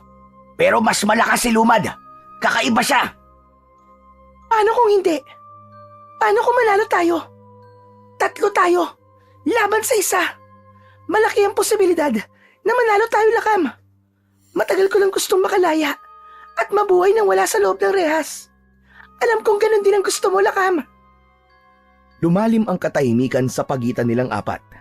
Kitang-kita ni Islaw ang pag-aalinlangan sa mukha ni Lakam. Matagal na hindi nagsalita si Lakam na parang pinag-iisipan pa nito ng gusto ang magiging desisyon niya. Makalipas ang mahabang sandali, ay marahan ding tumango si Lakam. O sige. Pumapayag na ako. Labis na natuwa si Islaw sa sagot ni Lakam. Maraming salamat sa inyo, Mayang. Lakam, kapag nagtagumpay tayo sa laban kay Lumad, makakaasa kayong hindi ko sisirain ang aking salita. Makakalaya na kayo.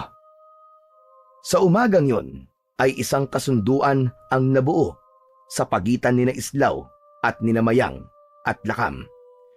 Isa yung mapanganib na plano, ngunit wala nang ibang pagpipilian pa si Islaw kung hindi ang humingi ng tulong sa mga nilalang na dati niyang nakalaban. Nang masiguro ni Islaw at Mangkulas na payag na sina Mayang at Lakam sa plano nila, ay inilabas ni Mangkulas ang 2 kwintas na agimat. Ang palawit nun ay yari sa batong itim na ang nasa gitna ay may bahid na pula. Pinagmasdan yun ni Mayang at Lakam na may halong pagtataka at pagdududa. Bago namin kayo palayain, susutan muna namin kayo ng mga agimat na to. Agimat? Para sa naman yan? Lumapit si Islaw kay Mayang at isinuot niya rito ang unang kwintas.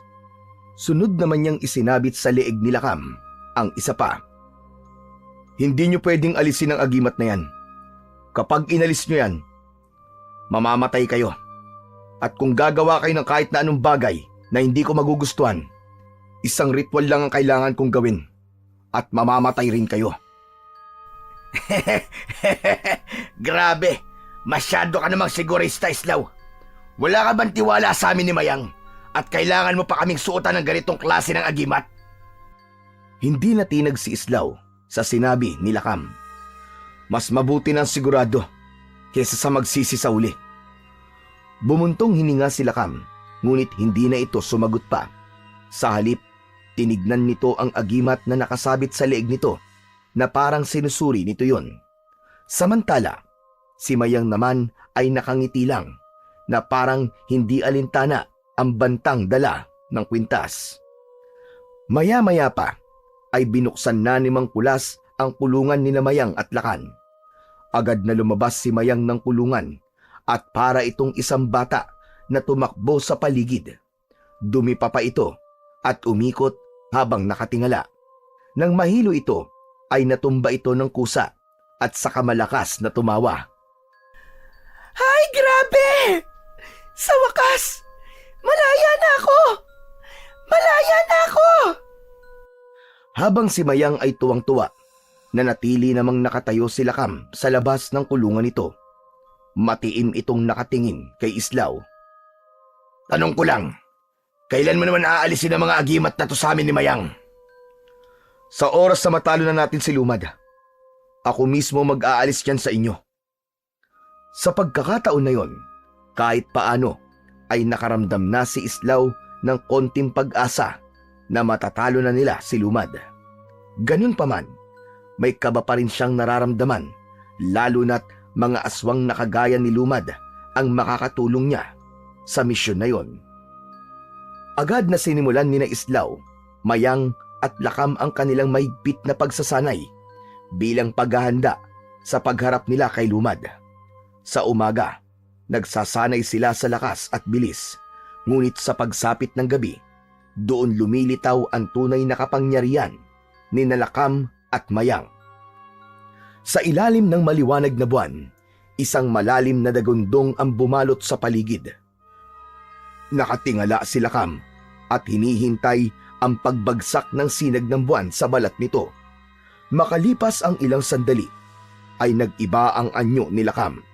Ang balat nito ay naging kulay itim at ang kanyang katawan ay lumaki at naging matipuno, habang ang buhok nito ay humaba at naging kulay puti. Sa unang tingin pa lang ay alam na ni Islaw na ang matutulis na ngipin ni Lakam ay kayang pumunit ng laman at dumurog ng buto. Sa isang iglap, nawala si Lakam sa kanyang kinatatayuan. Napatingin si Islaw sa paligid at pilit niya itong hinahanap, hanggang sa may naramdaman na lang siyang hangin mula sa kanyang likuran. Bago pa makalingon si Islaw, ay malakas na sinuntok ni Lakam ang lupa na naging dahilan upang magkaroon ng konting pagyanig. Masyado ka mabagal, Islaw. Kung ako si Lumad, ay napaslang na kita sa isang atake lang. Mula naman sa mga puno ay lumabas bigla si Mayang. Marahan itong lumulutang sa ere gamit ang malalaki nitong pakpak na maihahalin tulad sa pakpak ng paniki. Ang mga kuko nito sa kamay ay mahahaba. Matutulis na parang mga patalim. Biglang bumilis ang paglipad ni Mayang pataas. Malakas itong sumigaw at lumipad ng mabilis pababa palapit kay Islaw. Nanlaki ang mga mata ni Islaw nang makita ang matutulis na kuko ni Mayang na ilang pulgada lang ang layo sa kanyang muka. Natatawang ibinaba ni Mayang ang kamay nito. Sinubukan ni Islaw na atakihin si Mayang, pero bigla itong naglaho at nang muli niya itong nakita ay isa na itong dambuhalang baboy ramo. Sa sobrang bilis ng pagbabagong anyo nito ay hindi agad nakapag-isip si Islaw, kaya't naitulak siya nito ng malakas. Pagbagsak ni Islaw sa lupa ay napahagikgik si Mayang na bumalik sa pagiging bangkilan. Pasensya ka na, Islaw. Masyado lang ako nadala. Kasi matagal na akong hindi nakakalaban. Napakamot na lang ng ulo si Islaw habang tumatayo. Ayos lang. Natutuwa ako sa ipinapakita niyong lakas at kakayahan. Sa loob ng mga sumunod na araw, mas naging mahigpit ang pagsasanay ng tatlo. Sa gitna ng kagubatan sa isla, ay nag-ensayo si Lakam. Inatake nito ang malalaking puno gamit ang kamao nito na parang bakal sa tigas. Sa madamong bahagi ng isla naman, tinuruan ni Islaw si Mayang ng mas mabilis na paraan ng pag-atake gamit ang kanyang iba't ibang anyo. Sa mga bangin, sinubukan ni Mayang ang kanyang kakayahang lumipad at biglang pagsalakay mula sa taas, habang si Islaw ay iniiwasan yon gamit ang kanyang liksi. Sa mga gabi na nasa rurok ang kanilang kapangyarihan, ay nagsasanay sila ng tunay na laban. Si Lakam at Mayang ay sabay na umaatake kay Islaw at sinusubukan kung paano siya makakaiwas sa dalawang mabibilis at malalakas na aswang. Isang gabi, matapos ang isang matinding pagsasanay, napabagsak si Islaw sa lupa. Humihingal siya, ngunit halatang nasasanay na siya sa bilis at lakas din na Lakam at Mayang. Tumingin si Islaw sa buwan. Alam niyang ang oras nila ay nauubos na. Malapit na ang laban nila kay Lumad. Ngunit sa sandaling yun, ang pinakamahalaga ay patuloy silang lumalakas. Isang madaling araw, sa loob ng kubo ni Mang Kulas, ay narinig ni na Islaw at Mang Kulas ang malakas na paghilik ni Lakam, habang si Mayang naman ay nakatihaya ng higa at bahagyang nakanganga. Sa sobrang pagod sa pagsasanay, ay nakatulog ng mahimbing ang dalawang aswang. Sa isang sulok ng kubo Nakaupo sina Islaw at Mangkulas. Hindi sila makatulog. Sa halip, tahimik nilang pinagmamasdan ang dalawang nilalang na noon ay itinuturing nila ni Mangkulas na mga kaaway. Napailing si Mangkulas at bahagyang natatawa. Kung may magsasabi sa akin noon na isang bangkilan at isang gabunan ang magtutulungan, tatawanan ko lang siya. Bakit naman, Mangkulas? Dahil noon pa man, mortal na magkaaway ang lahi nila. Ang gabunan ay malakas, matibay, at tapat sa kanilang pangkat, pero kinatatakutan sila dahil sa kanilang walang awang pag-uugali. Ang bangkila naman, tuso, mabilis, at biyasa sa pagbabagong anyo. Pero hindi kailanman sila nagkasundo. Lagi silang magkalaban sa mga teritoryo, sa pagkain, at sa paniniwala.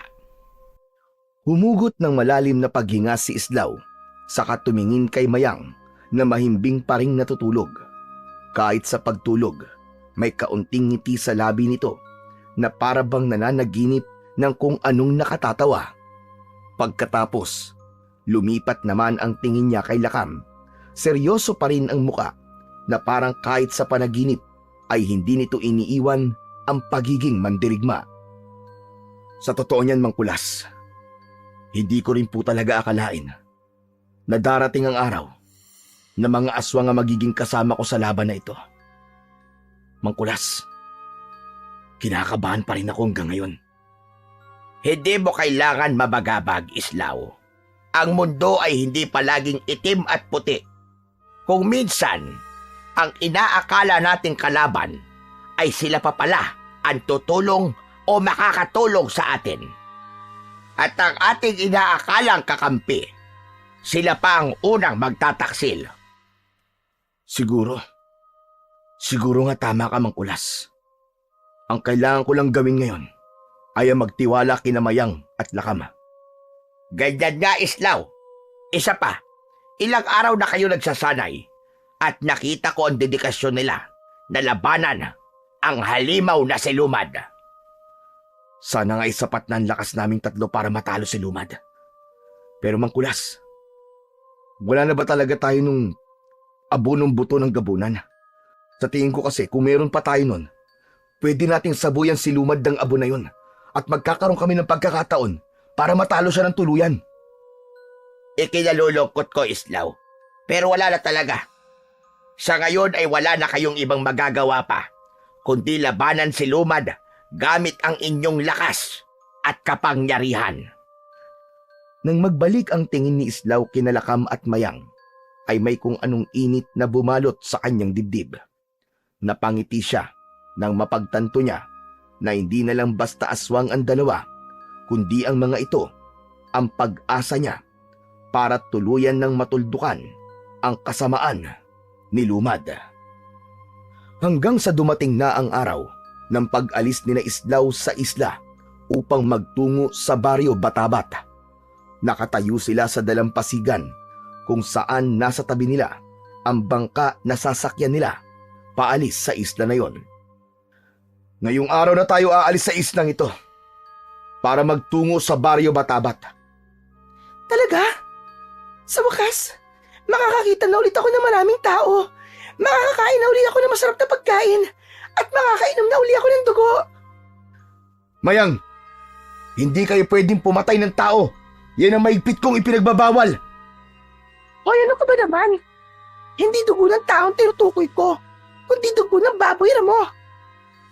Basta, hindi kayo pwedeng pumatay ng tao. Alam niyo na ang mangyayari kapag ginawa niyo yun. Oo na, sige na. Magpapakabait ako. Pangako ko yan. Ikaw naman, Lakam. Handa ka na ba? May pagpipilian pa ba ako? Kailangan niyong tandaan na iisa lang ang layunin natin at may dahilan kung bakit kayo lalaban kay Lumad. At yun ay para ipakita nyo na kaya niyong lumaban hindi lang para sa sarili niyong kalayaan, kundi para sa kalayaan ng mga tao sa takot na bumabalot sa kanila at sa kapakanan ng mas nakararami. Kahit aswang kayo, ay hindi yun hadlang para gumawa kayo ng tama at mabuti. Na Islaw, tara na. Umalis na tayo sa islang ito. Ang dami mo pang sinasabi. Naglakad na sila sa bangka kung saan naghihintay si Mang Kulas. Dala nito ang isang lumang supot. Narito na ang ilang halamang gamot at langis. Alam kong hindi kayo basta-basta mapipinsala. Pero hindi masamang may dala kayong panggamot sa inyong mga sugat. Kinuha ni Islaw ang supot at tumango bilang pasasalamat sa matanda. Alam kong mahirap ang laban na kakaharapin nyo. Pero ito ang tatandaan nyo. Hindi kayo nag-iisa. May dahilan ang kalikasan kung bakit nagkatagpo-tagpo ang landas nyo. Magtiwala kayo sa isa't isa at palagi kayong magtulungan. Salamat po, Mang Kulas. Malaki po ang naitulong niyo sa aming pagsasanay. Lumapit si Mayang at mabilis na yumakap kay Mang Kulas. Ikinagulat naman yun ng matanda. Salamat sa lahat, matanda. Kahit palagi mo akong sinasermonan. Hay nako, pasaway ka pa rin talaga kahit kailan, Mayang. Walang anuman.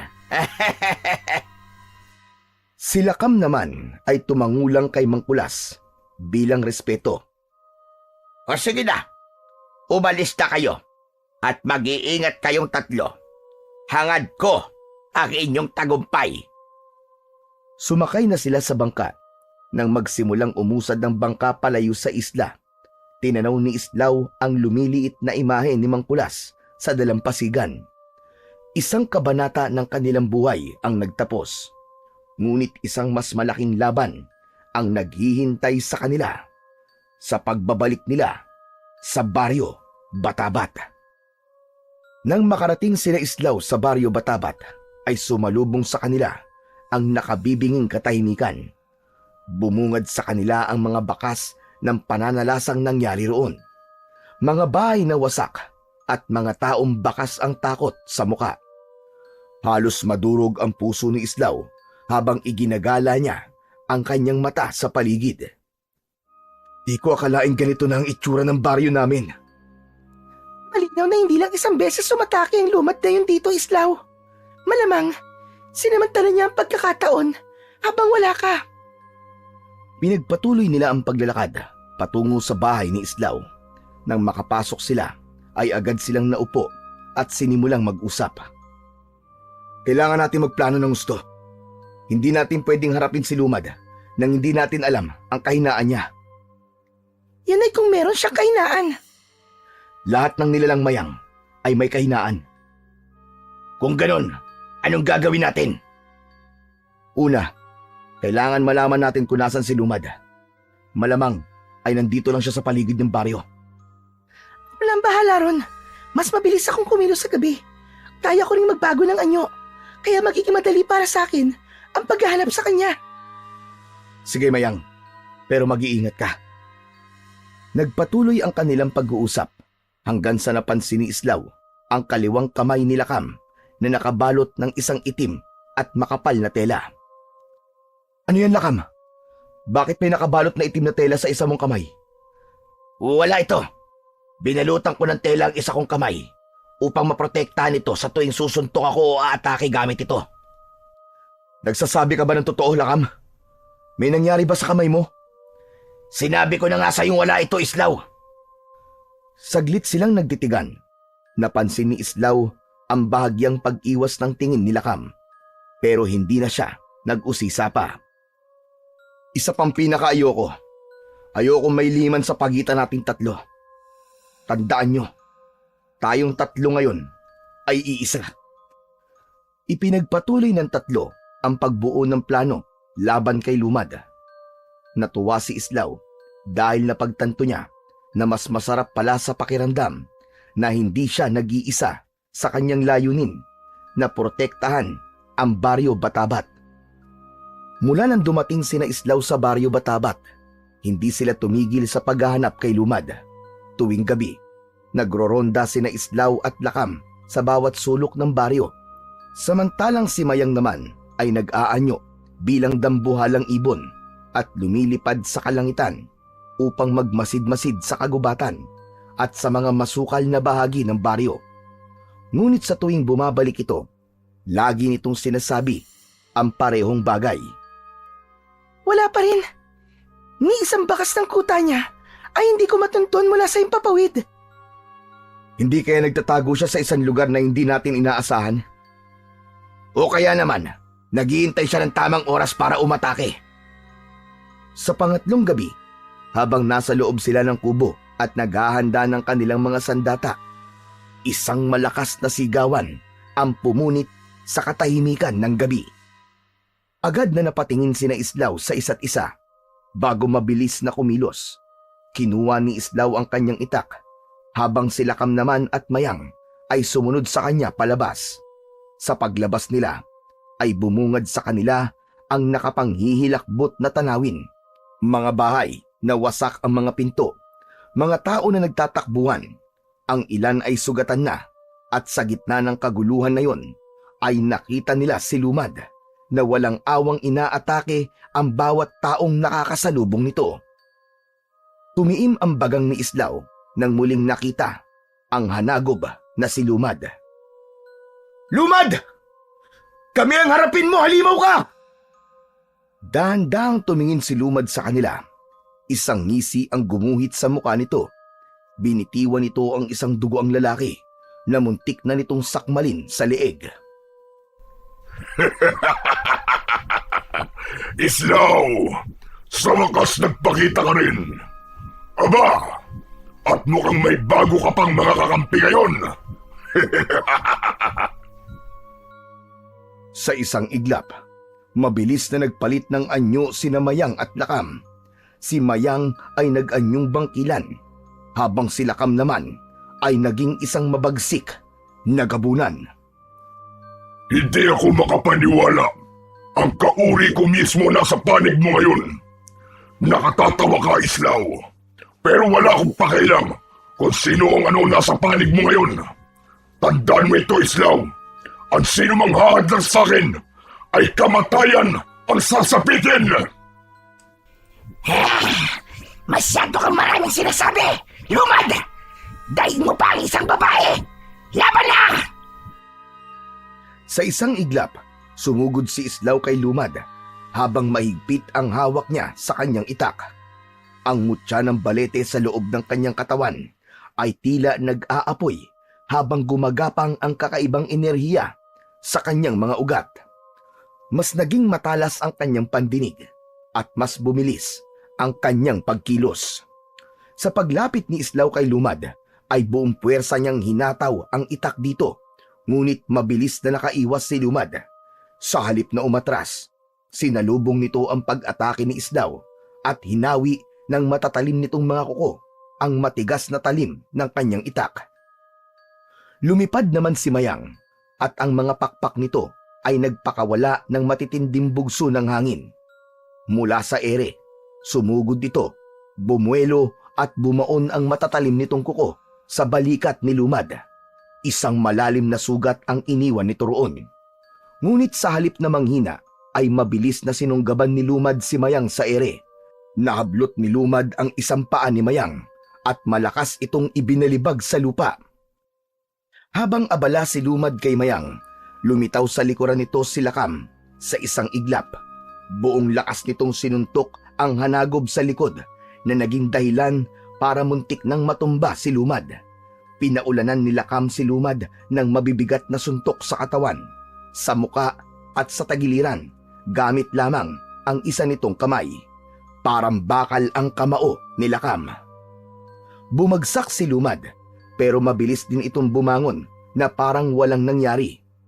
Mabilis na inatake ni Lumad si Lakam at sumaksak ang matutulis nitong mga kuko sa tagiliran ni Lakam. Napangiwi si Lakam ng dahil sa sakit, ngunit imbis na umatras, hinablot nito si Lumad at sinakal gamit lamang ang isang kamay. Lakam! Hawakan mo siya! Huwag mo siyang pakakawalan! Gamit ang buong lakas, umakyat si Islaw sa isang puno at mula roon ay lumundag siya pababa. Itinutok niya ang itak sa leeg ni Lumad.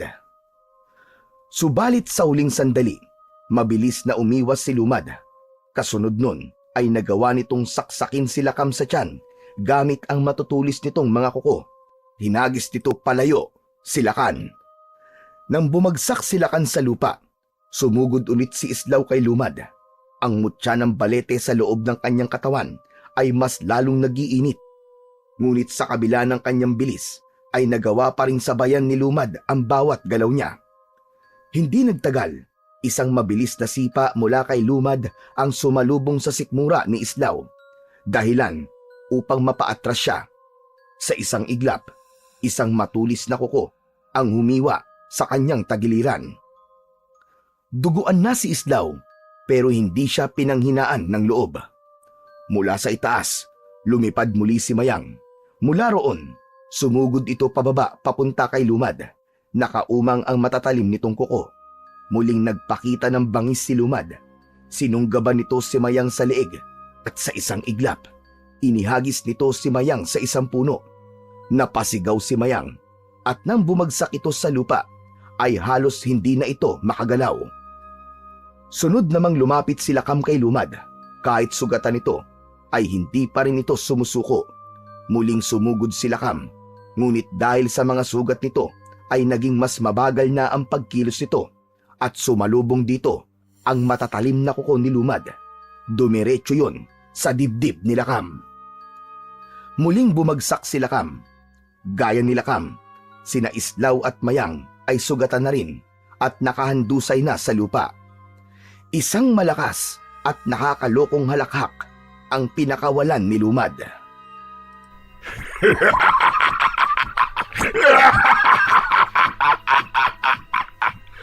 Natatandaan mo ba ang sinabi ko nung muli tayong nagkaharap, Islaw? Sa susunod na pagkikita natin ay papatayin na kita.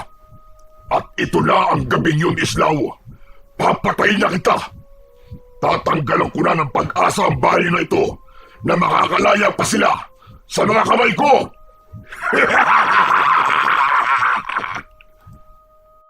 Habang hawak ni Lumad ang mukha ni Islaw, ay nakakaloko itong ngumisi. Itinaas nito ang isa nitong kamay at kahit paano ay tinanggap na ni Islaw na yun na ang katapusan niya. Ngunit bago pa siya mapaslang ni Lumad, ay biglang tumayo si Lakam sa kabila ng mga sugat nito. Inilabas nito ang isang supot at mabilis itong tumakbo patungo kay Lumad. Isinaboy ni Lakam sa mukha ni Lumad ang pulbos na laman ng supot. Tikman mo ang abo ng buto ng gabunan! Lumad! Agad na napasigaw si Lumad sa matinding sakit. Pumalahaw si Lumad at bumagsak sa lupa habang pilit na inaalis ang abo sa kanyang muka. Nangingisay ito sa sakit at halos hindi na makatayo. Doon napansin ni Islaw ang braso ni Lakam nang aksidenteng natanggal ang telang nakabalot sa isa nitong kamay. Laking gulat niya nang makita niyang putol na ang isang kamay nito. Lakam! Ano nangyari sa kamay mo? Pinutol mo ang kamay mo para lang makagawa ng abo mula sa buto ng gabunan? Mas mahalaga ang laban na to kaysa sa isang kamay ko, Islaw. Mamaya na tayo mag-usap. Tapusin na natin ang halagub na yan bago pa sa makabawi ng kanyang lakas. Sa sandaling yun, naramdaman ni Islaw ang muling pagsiklab ng apoy sa kanyang dibdib. Tama si Lakam, hindi yun ang oras para sa mga katanungan niya at hindi nila pwedeng sayangin ang pagsasakripisyo ni Lakam sa isa nitong kamay. Sa pagkakataon na yun, ay nagawa na ring tumayo ni Mayang. Nakatingin silang tatlo at sabay-sabay silang sumugod kay Lumad. Si Islaw ang unang umatake habang patuloy na pinalakas ng mutya ng balete ang kanyang katawan. Mabilis siyang sumugod kay Lumad at buong lakas niyang tinaga ang balikat nito. Bumaon ang itak sa laman nito at lumabas mula roon ang maitim na dugo. Sunod naman na umatake si Mayang. Muli itong lumipad ng mataas para bumuelo at saka ito bumulusok pababa. Malalim na bumaon ang matatalim nitong kuko sa likod ni Lumad. Pumalag si Lumad at pilit na dumipensa kahit nangihina na ito. Malakas na sinipa ni Lakam sa sikmura si Lumad na naging dahilan para mapahiga itong muli. Muling nagpakawala ng isang matinding pag-atake si Islaw Gamit ang kanyang itak, pinuntirya niya ang leeg ni Lumad. Paulit-ulit niya yung tinaga hanggang sa tuluyan ng humiwalay ang ulo ni Lumad sa katawan nito. Nang tuluyan na nilang napatay si Lumad, ay tahimik na nagkatinginan ang tatlo. Pare-pareho nilang ramdam ang sakit na mga sugat nila at ang bigat ng kanilang pinagdaanan. Hindi makapaniwala si Islaw na ang dating kinatatakutan na hanagob na si Lumad ay isa na lang masamang alaala sa lahat. Biglang nagtatatalon sa tuwa si Mayang. Umikot-ikot pa ito na parang isang bata. Yay! Nanalo tayo! Nanalo tayo! Patay na si Lumad! Ang galing-galing nating tatlo! Nagwagi tayo! Napailing na lang si Islaw sa inasal ng bangkilan, ngunit hindi niya napigilang mapangiti. Matapos yun, ay lumapit siya kay Lakam at tahimik na nakatingin sa walang buhay na katawan ni Lumad. Lakam, gusto kong malaman, bakit mo pinutol ang sarili mong kamay para lang makagawa ng abo mula sa buto ng gabunan? Nung isang gabi, nung akala nyo na Mangkulas na tulog na kami ni Mayang, ay narinig ko na pinag-usapan yon tungkol sa abo mula sa buto ng gabunan at ang epekto nun kay Lumad. Kaya nagdesisyon ako na gumawa ng abo mula sa sarili kong buto. Salamat, Lakam. Alam kong hindi kayang tumbasan ng kahit na anong salita ang sakripisyong ginawa mo. Pero maraming salamat talaga. Isa kang bayani. Hoy, Islaw! Paano naman ako? Hindi ka ba magpapasalamat sa akin, ha? Magtatampo ko niyan. Aba, syempre naman magpapasalamat din ako sa iyo, Mayang. Napakalaki rin na nagawa mo para manalo tayo sa laban na to. Pero dahil wala na si Lumad, panahon na para alisin ko ang agimat sa inyong dalawa. Lumapit si Islaw kay Mayang at nang akmang tatanggalin na niya ang agimat nito, ay bigla itong umatras na ipinagtaka naman ni Islaw. Bakit? May problema ba, Mayang? Wala. Nag-usap na kasi kami nila Cam tungkol dito. Napagkasunduan namin na wag nang alisin ang agimat na ito, Islaw. Masi Mayang, mas gusto naming dala ang agimat na ito habang buhay, Islaw. Nais naming mabuhay bilang mga aswang na hindi pumapatay ng mga tao. Kaya sa oras na pumatay kami ng tao, hahayaan namin na ritualan mo ang aming agimat para mamatay na kami. Napanganga si Islaw sa kanyang narinig. Hindi niya inasahan ang ganung mga salita mula sa dalawa. Pinagmasdan niya ang mga ito.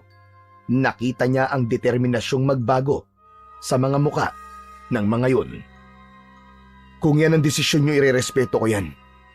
Ngunit simula sa araw na ito, malaya na kayo. Mayang, Lakam, maraming salamat sa tulong na ibinigay niyo. Hindi lang sa akin, kundi maging sa buong baryo Batabat. Sa huling pagkakataon, ay nagpaalam na sina Mayang at Lakam kay Islaw. Hindi maintindihan ni Islaw pero nakaramdam siya ng lungkot habang pinagmamasdan niya ang papalayong bangkilan at gabunan. Marahil ay napalapit na rin siya sa dalawa sa ilang araw ng kanilang pagsasanay hanggang sa gabi na yon na nilabanan at tinalo nila si Lumad. Matapos yun ay nanumbalik na ang katahimikan sa buong baryo Batabat matapos ang pagkamatay ni Lumad. Unti-unti na rin bumalik ang tiwala ng mga tao kay Islaw.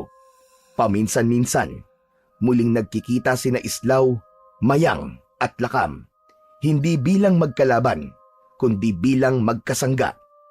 Kasama ni Islaw ang dalawa sa paghuli ng mga masasamang aswang upang ikulong sa isla ni Mangkulas.